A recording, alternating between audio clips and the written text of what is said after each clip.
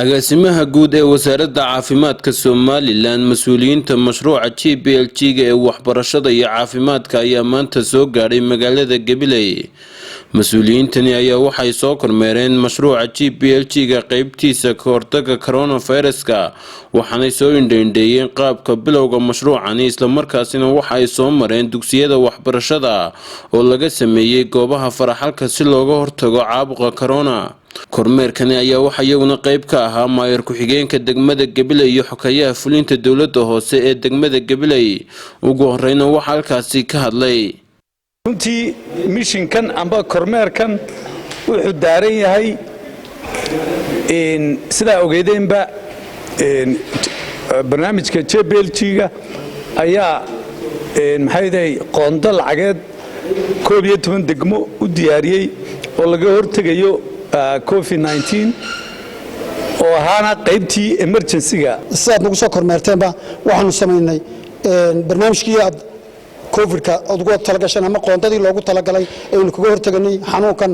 waxaanu hormarinay marka horeba waxbarashadii sidaad ku soo aragteenba 12 meelood iskuul ayaynu ugu talagalnay annagu waxaanu ka dhignay 15 oo 3 iskuul 16 marka 3 iskuul ayaanu dhamal ka dhignay oo si ay ardayda badan awgeed marka 16 kaasanu halkii 12 aad ugu qoondayseen ayaanu 16 anagu ka dhignay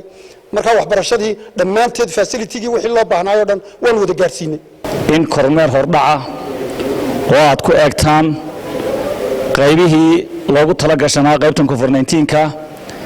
ee caafimaadka sida faraxalka iyo sanitation-kii inaad maanta aragtaan aad iyo aad baan ugu faraxsannahay mas'uuliyadda u baan faraysaa hawlka soo jirta inaan wax ku darno inaananu ka dayin waxa laga yaabaa in dad badan markay caawa TV-yada ka arkaan moodaan in mashruucan ay lacag ku jirto waxa laga yaabaa caawa markaan mashruuca ku dhufanayna meelaha qaar la moodo in lacag ay taalo waxaan laga sheegayaa in lacag taala jirin wax lagu darayo hawl ba taala mashruucan GPLG-ga qaybtiisan coronavirus-ka ee dawladaha hoose lagu caawiyay waxaynu eegaynay bal sidii ay u isticmaaleen iyo inay mareen process-kii loogu talagalay in kale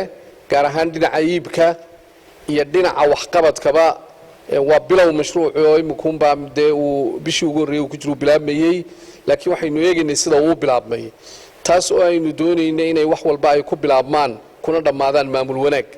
ومحمد عبد عمر محمد ودين وركور بين TSBC قبل كجبلي.